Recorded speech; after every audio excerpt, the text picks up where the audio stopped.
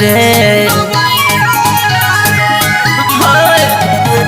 केहूनी से मरले बसैया रे। आजमगढ़ से चलो दबैया रे, तारावा से चलो दबैया रे। सौ से बदन भइल करिया रे, सौ से बदन भइल करिया रे। आजमगढ़ से चलो दबैया रे, चकरपानपुर से चलो दबैया रे।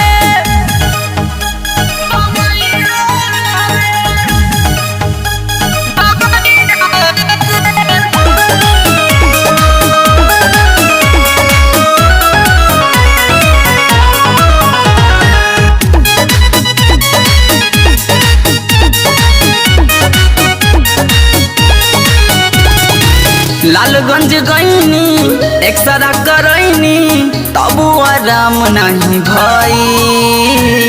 3 बार सुई लग ले से कमरिया लागता कि सुन होई गई।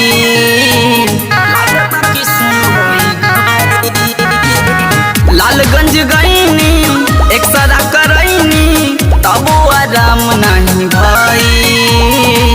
3 बार सुई लागल ले से कमरिया लागता कि सुन होई गई।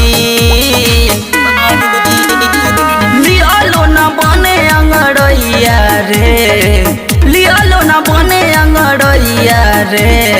आजमगढ़ से चलो दबैया रे, मेहनगर से चलो दबैया रे।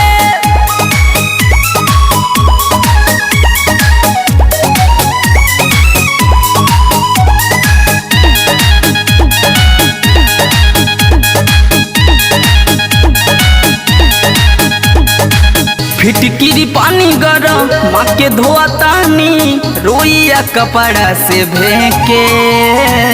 चोट बाकू जगह लाज बड़ी लागे, बोला देखाई हो के।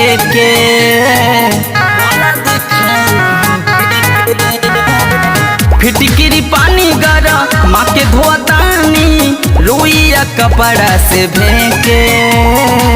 चोट बाकू जगह लाज बड़ी लागे, बोला देखाई हो के।